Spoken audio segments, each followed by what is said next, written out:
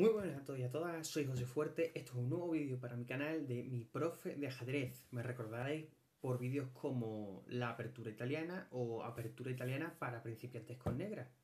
No es por recordaros algunos de mis pocos vídeos más vistos, pero esos son los dos únicos.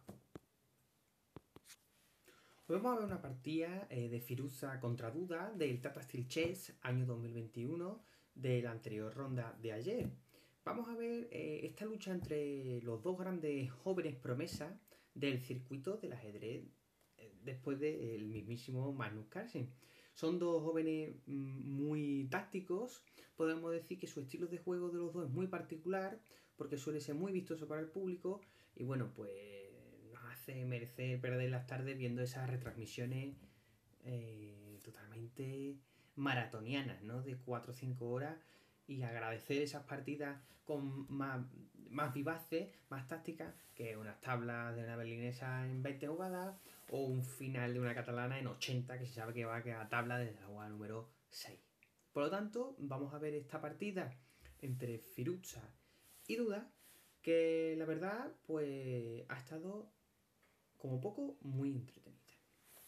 Entonces, veis aquí a la parte derecha de la grabación, pues el libro de apertura. Vamos a ver entonces cuánto de teórico han jugado estos jugadores y qué novedades o qué recetas se han sacado. D4, caballo F6, caballo F3 por parte de Firuza. Esto ya entra dentro de lo que puede ser la preparación o la psicología. ¿Por qué? Porque Duda suele ser un jugador que siempre intenta sorprender o trae líneas muy regulares y muy tácticas. Como entre ellas, si por ejemplo Firuza hubiera jugado C4, que es lo más normal, como veis en el libro de apertura, el top 1, pues Duda entre sus variantes favoritas está el gambito Volga, que es un gambito súper complicado, regala un peón y hay un juego dinámico bestial. Entre otras, sí, aquí la blanca avanza también, E6. Entraríamos en lo que es la variante Indo-Benoni, ¿no? La defensa Indo-Benoni. También muy complicada, muchísima teoría y hay que conocer bien los planes tanto con blancas como con negras.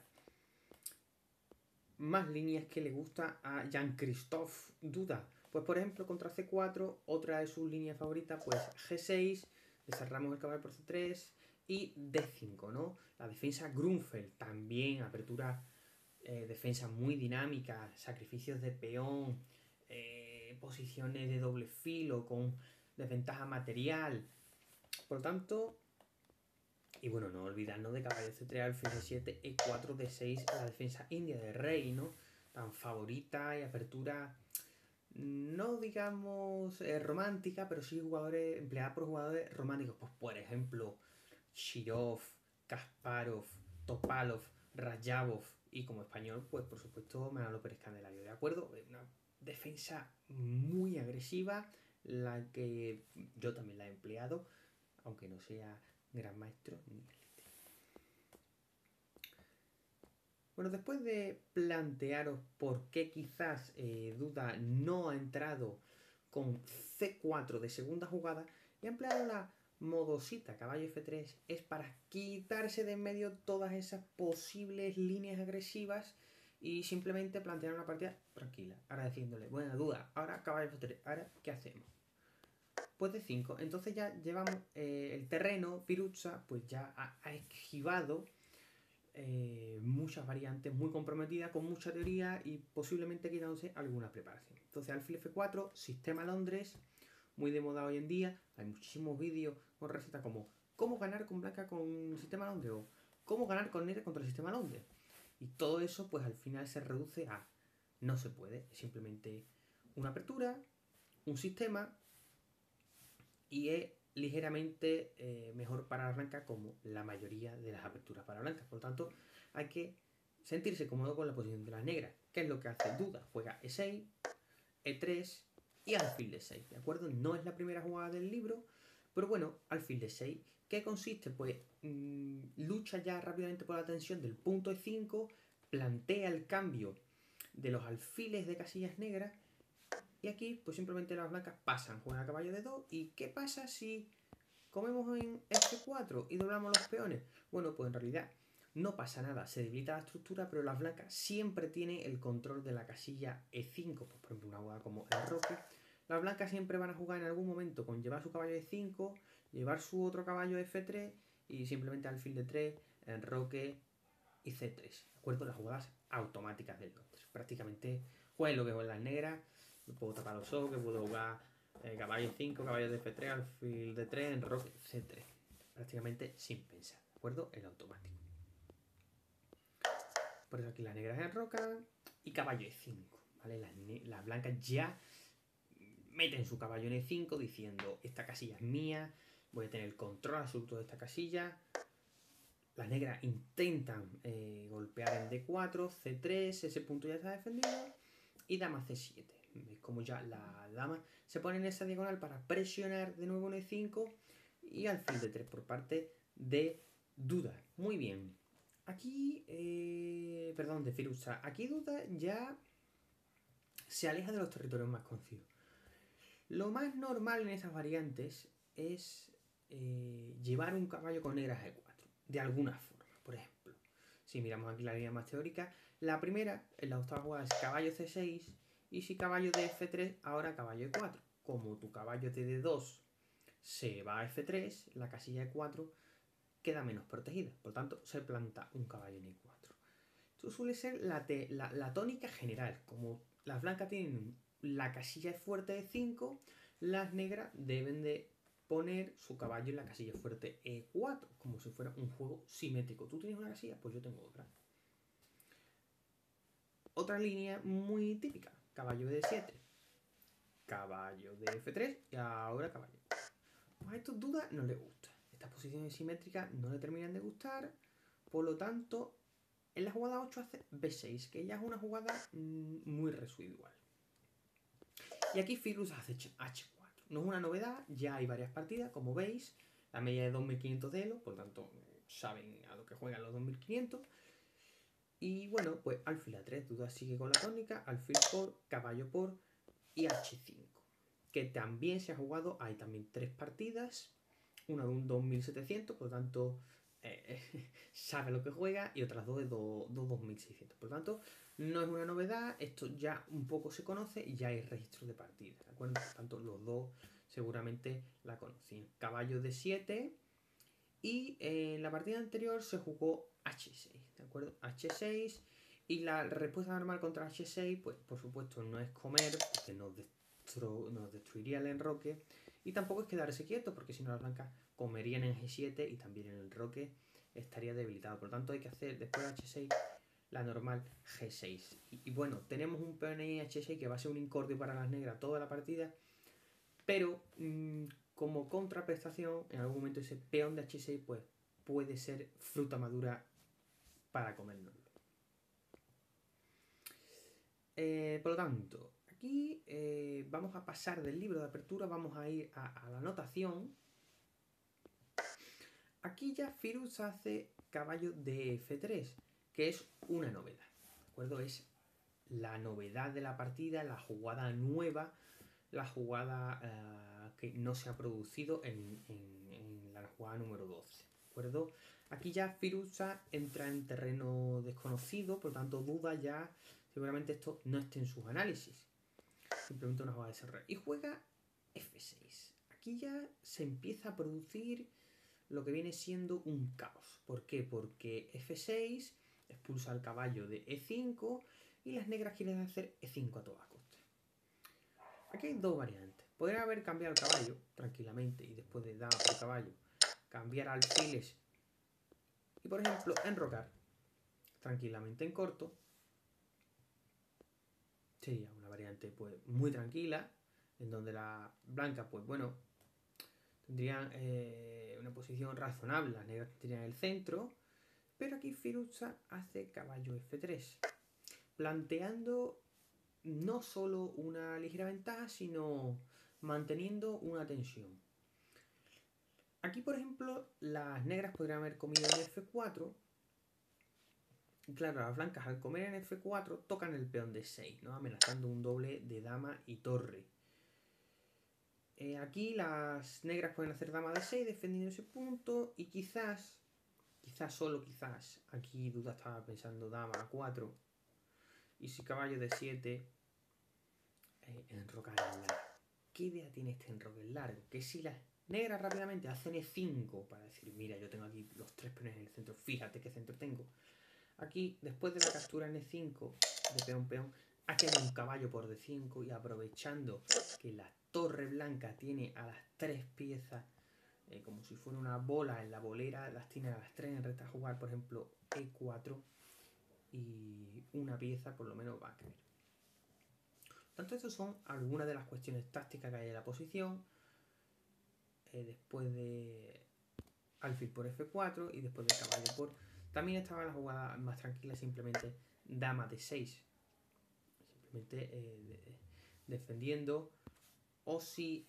Vamos a ver otra variante muy interesante. Aquí en la jugada 13. Aquí, si después de caballo F3 duda, en lugar de querer cambiar alfil en F4 primero, dice, voy a hacer E5 directamente, te ataco el alfil, lo vas a tener que retirar, te hago E4, te hago un calzoncillo. Aquí hay un motivo táctico muy interesante. Fijaos el peón de D5, que no está defendido por nadie, está el rey en la diagonal blanca. Por lo tanto, aquí hay un motivo táctico. Después de peón por, hay un caballo D por E5, caballo por caballo, y no dama por D5 ahora, sino vendría caballo F7. Caballo defendería el alfil y defendería el jaque, por lo tanto tendríamos piezas de menos. Truco táctico muy, muy típico de los principiantes que se dejan. Típico, me como el alfil de E7, el caballo vuelve a E7, tengo pieza de menos. Suele pasar mucho. Las jugadas de caballo que mueven hacia atrás se nos suelen olvidar en el proceso del cálculo de variantes. Y este sería un ejemplo típico. Diríamos, no, después de alfil por D6, si dama por D6 le como la dama. No, porque está el caballo de F7 que ha retrocedido desde D5. Por lo tanto, primero hay que comerse el caballo de D5 y solo luego comer en D5 con ganancia de material. Por lo tanto, viendo lo que se producía, aquí duda comió en D4 y aquí Firuza podría haber tenido una partida muy tranquila. Sin sobresaltos, podría haber comido de peón y simplemente si cambia alfil y dama de 6, pues tiene una posición muy sana, ¿de acuerdo? Las negras no van a poder hacer E5 muy pronto porque el peón de D está débil y las blancas quizá por haber enrocado, torre C8, torre C1, partida muy tranquila. Pero aquí Firuza tenía ganas de salsa y comió de caballo, caballo por C4. Aquí plantea un problema para las negras. Se amenaza caballo B5 con la amenaza de dama y alfil. Por ejemplo, si juegas una jugada como torre A8 te cae un caballo B5 y has perdido una pieza.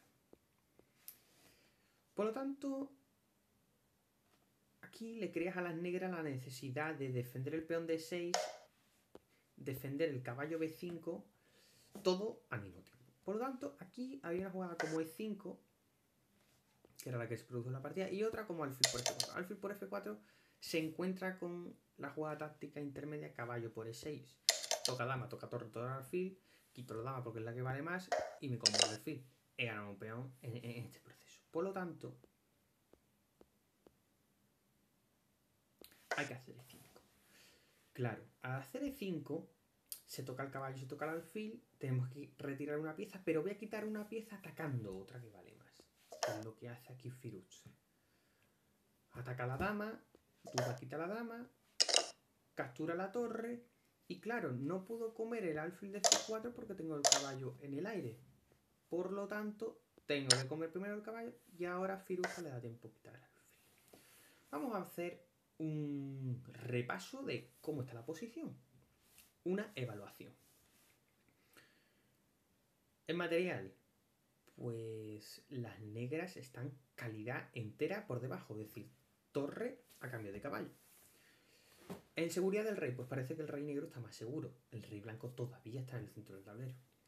En estructura de peones, los dos tienen dos islas de peones. Y en piezas menores, bueno, el caballo de 3 es una buena pieza. ¿Por qué? Porque controla algunas casillas del centro del tablero. El alfil de G3 está un poco, entre comillas, acorralado por los peones negros. Y de las piezas negras, bueno, el alfil de C8 no es malo. Controla una gran diagonal desde A3 a F8. Y los dos caballos negros, pues hay dos muy buenos caballos para una buena casilla. Por lo tanto, solo uno de esos caballos negros se va a colocar en C5 y el otro, pues, entre comillas, pues no sobra, ¿no? Entonces, haciendo esa valoración, podemos concluir que le conviene a las negras cambiar uno de los dos caballos para que el caballo negro sea muy fuerte y el caballo blanco no le quite casilla. Por lo tanto, aquí Duda comprende que aunque tenga material de menos, y cuando generalmente tenemos material de menos no queremos cambiar piezas, en esta ocasión particular sí queremos cambiar por lo menos ese caballo. ¿Para qué? Para que de nuestros dos caballos, para una buena casilla, nos quedamos con un solo caballo para una buena casilla. Un casillón, por cierto, porque después de caballo por C5 y caballo por C5, las blancas hacen torre H4. Como no se pueden enrocar, pues saca la torre por cuarta. Eso es uno de los beneficios de empujar el peón de H, que ya la columna H te permite en la cuarta fila el ascensor hasta la cuarta planta. Te toca la dama. Pero claro, ¿cómo vamos a apuntalar ese caballo negro? Haciendo E4. La casilla de D3 es un anclaje perfecto para atornillar nuestro caballo. Entonces dama E2 para intentar cambiar dama, que le beneficia a blanca. Ya se viene el caballo de 3, el rey blanco se quita y F5. Las negras empujan el peón y rey G1 de Firuza, que hace el enroque artificial. No el enroque natural, de enrocar en una jugada, sencillito, clásico, no. Sino ya aprovechando que no va a enrocar largo, que no puede porque ese caballo no le permite y ya ha movido la torre blanca del flanco de rey, pues rectifica y dice con su rey, bueno, pues me enroco artificialmente que estoy súper seguro. Las negras van colocando sus piezas, torre C8 y buenísima jugada de Duda. Uno de los principios de ajedrez es conectar las torres, pero ¿cómo voy a conectar las torres con una torre en cuarta y una en primera?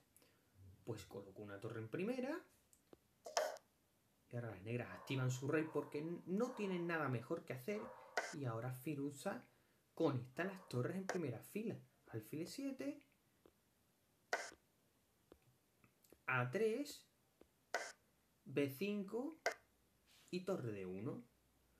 Las torres están conectadas, las negras van progresando en el flanco de dama donde tienen más espacio. Rey E6 con el rey apoya los puntos débiles y como ese rey negro no tiene ningún peligro de que las piezas blancas entren en campo contrario, pues avanza. Y ahora decisión súper fundamental de la partida. Vamos a darle una jugada para atrás.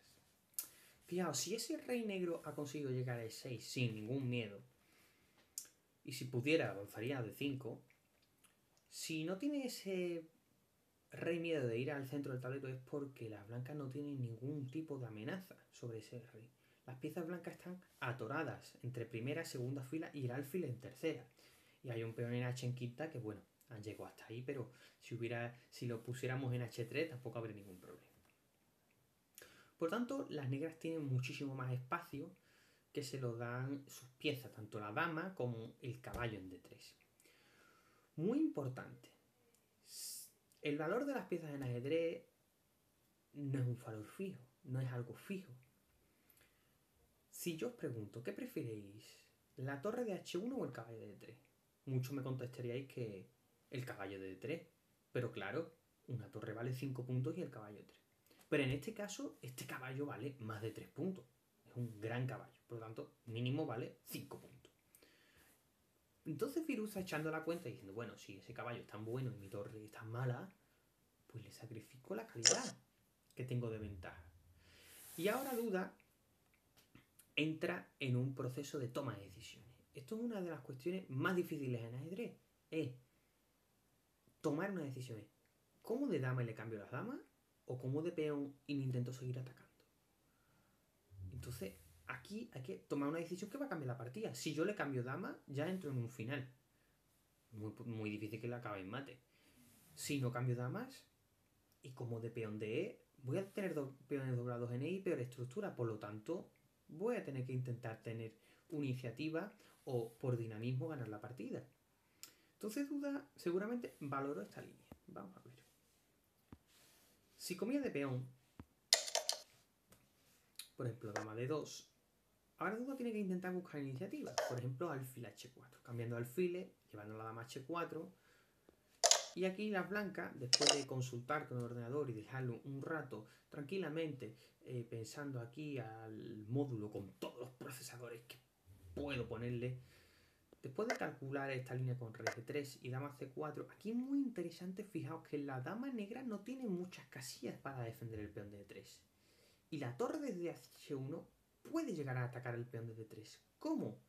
Pues haciendo g3 y ahora por h4. La dama se va a d3, a b3, y no me como el peón, porque si no caería el peón de b2, sino que hago torre d4. Y fijaos la coordinación por la columna D de las piezas mayores, y el peón de d3 va a caer, el peón de d5 va a sufrir mucho, y sería peón de más para las blancas y mejor estructura de peones. Por lo tanto, aquí duda después de mucho pensar dijo, yo soy un jugador muy agresivo, a mí me gusta atacar, pero yo veo que ese final no va a ningún puerto, por lo tanto voy a comer de dama. Las blancas cambian la dama y torre de 1. Y aquí duda va a perder ese peón de D. Entonces, imaginemos que la negra hace cualquier jugada. Peón a 6. La blanca comen en D3 y ahora valoremos de nuevo la posición. Seguridad del rey. Bueno, ahora es menos importante la seguridad y más la actividad. El rey de 6 es más activo, pero bueno, el rey de h2 podría activarse por e2, por f3 o por g3. Por lo tanto, bueno, los reyes quizás están un pelín mejor en negro, pero están igual. Luego, en material tienen las blancas un peón de más. Ese peón de más va a ser crucial, porque en estructura las negras tienen 3 islas de peones. Ese peón de d5 está aislado. Por lo tanto, ya son pequeñas ventajas. Y el alfil de f4, con la casilla f4 y la casilla d4, tiene mejores casillas que el alfil de negras. Por lo tanto, entre esas 3 pequeñas ventajas podemos decir que son las blancas las que van a intentar ganar esta partida y las negras son las que se van a dedicar a sufrir para obtener tabla. Por lo tanto, duda valoró, ¿qué prefiero? ¿Una posición con 3 pequeñas desventajas y luchar 100 jugadas para obtener tablas? ¿O ya que el peón de d3 podría quizás defenderlo, le tiro el alfil por un peón, le como otro y termino comiendo el peón de a3? Ya tendría 3 peones por la pieza. 2 peones pasados protegidos, alejados, el de A y el de B. Y el rey negro pues bastante activo. Por lo tanto, rápidamente, fijaos que el rey de Fiducia va a coger le mete la quinta marcha desde h2 y empieza a ir hacia d2 mientras duda lanza los peones. Y aquí en la jugada 34, con problemas de tiempo, ¿de acuerdo? Por parte de duda, aquí comete un error. Esta posición, según las máquinas, es igualdad. Es una igualdad increíblemente difícil de evaluar. Aquí, como personas humanas, si jugamos con blanca, podemos perder, y si jugamos con negra, pues podemos perder, ¿no? Contra o un mejor jugador o contra una máquina, por supuesto que seguro. Por lo tanto, aquí la mejor jugada de las negras decían que era a5, con idea de enlazar rápidamente los peones y llegar a una posición en que las blancas van a tener que sacrificar. Por ejemplo, la línea módulo con todos los procesadores, ¿no? Pues aquí las negras establecen estas 2 islas de peones y hacen un F4 maravilloso. F4 maravilloso, con idea de que el alfil no llega a E5. Si se come de peón, por ejemplo, B2,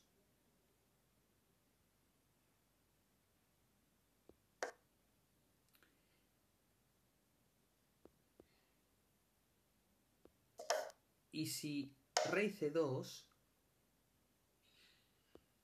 A3. ¿De acuerdo? ¿Con qué idea? La idea es jugar torre A1 y que las blancas no puedan comer en A1. Por lo tanto, aquí las blancas la mejor opción que tienen es sacrificar el peón de F. Y si las negras no comen, por ejemplo, van a F7, ahora alfil E5. Y si torre A1, pues simplemente cambiar y alfil por A1 con ventaja. Por tanto, la línea de la máquina era súper difícil y era muy difícil jugar con negra. Y aquí Duda comete el error que con gran técnica, vamos a ver a Firouzja, lo comparan con Bobby Fischer. ¿Por qué? Porque juega muy agresivo, tiene una muy buena preparación y luego tiene muy buena técnica en finales, como Bobby Fischer, ¿no? Con sus aperturas típicas, la siciliana, el ataque socin y sus esquemas con blancas contra la carocana francesa. Luego esa personalidad, ¿no? Estilo agresivo, esos sacrificios, esas posiciones agudas. Y luego una buena, muy buena técnica de final. Entonces B2, entre comillas, mala jugada, porque tapona con torre B1 y ahora alfil C7, evitando A5, porque si no comemos ese peón. Y vamos a ver cómo aquí Duda intenta sacrificar un peón para acercar el rey, pero después de la captura y F4, fijaos por qué tan importante para crear un punto fuerte en E5 para ese alfil. Vamos a ver ahora como después de report el alfil consigue una casilla fuerte y el peón de B2 cae. Y como se dice a nivel coloquial entre los maestros, esto es cuestión de técnica. Vamos a seguir viéndola, pero bueno, esa técnica no está al alcance de muchos. Entonces ahora se queda la posición alfil a cambio de 2 peones, pero fijaos cómo coordina el alfil y la torre y el rey en contra del rey negro que lo va acorralando. Si aquí rey por G2, pues torre por F5, el peón de G5 va a caer más tarde que temprano, por lo tanto Duda lo intenta defender. Y bueno, entre el rey, el alfil y la torre crean amenazas muy importantes al rey negro. Y fijaos el peón de H6 que estorba lo preciso para que después de rey F5, alfil F6, se cree una red de mate muy parecida a la de torre y alfil contra torre. El rey negro acorralado en una de las bandas del tablero y entre el alfil, la torre y el rey haciendo la posición eliminan cualquier tipo de resistencia. Así que muy bien, espero que os haya gustado la partida entre Firouzja y Duda. Hoy a partir de las 2, es decir, a partir de ya mismo, en directo la nueva ronda del Teta Steel Chess. Espero que os haya gustado el vídeo, espero que aprendáis algo conmigo. Nada más, un abrazo de José Fuertes.